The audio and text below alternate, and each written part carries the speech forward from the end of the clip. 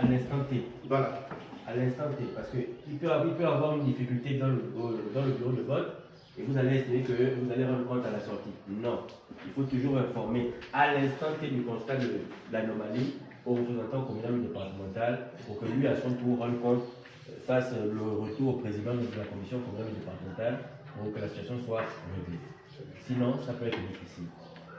Alors, donc, la liste des marges membres. Vous connaissez la liste des marges membres.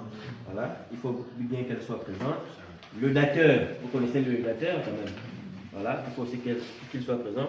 La mouillette, vous connaissez également la mouillette. Je pense, monsieur, vous connaissez la mouillette? Vous connaissez bien la mouillette? C'est quoi la mouillette? Parce que je crois que vous n'êtes pas connecté. C'est quoi la mouillette? C'est là où on pousse son doigt avant de mettre l'encre pour la carte de vote. Ok. L'encreur et l'encre indélébile, vous connaissez, ça doit être présent, et vérifier aussi l'éclairage de la salle, qui doit être effectif. Donc, je pense que c'est pourquoi on dit que le contrôleur doit être présent au même moment que le président du bureau de vote, sinon au même moment que le bureau de vote. Parce que dès l'instant où le président du bureau de vote démarre, avec l'installation de tout son paquetage, le contrôleur doit être présent et déjà constater pour regarder les bonnes anomalies qui peuvent être relevées. Donc, le début des opérations électorales, il faut donc mentionner l'heure d'ouverture du bureau, en principe c'est 7h30.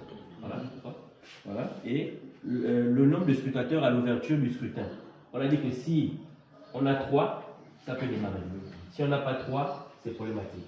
Donc, c'est pourquoi on demande de toujours rendre compte à l'instant T au communal ou au départemental. Si les scrutateurs sont absents, saisir immédiatement le représentant ACR ou le président de la commission électorale. Pour votre cas, c'est le représentant ACR de la commune ou du département.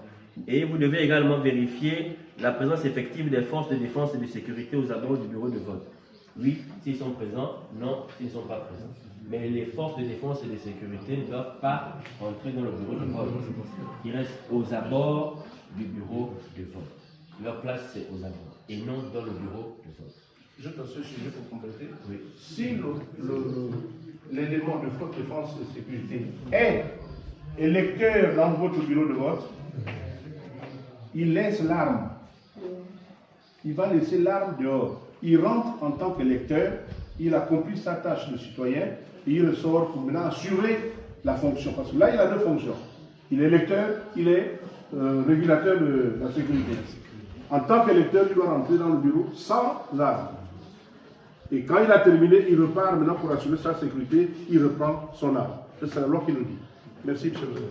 Et toutes ces